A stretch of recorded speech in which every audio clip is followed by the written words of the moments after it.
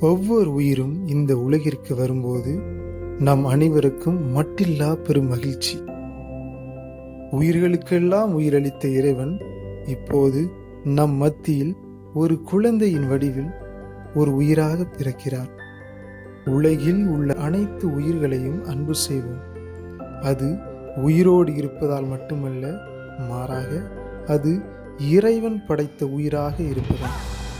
இறைவன் படைத்த அனைத்தும் அன்பால் ஆனது. ஆகவே அந்த அன்பை நாம் செல்லும் இடங்களில் அன்பு தீயென பரப்புவோம்.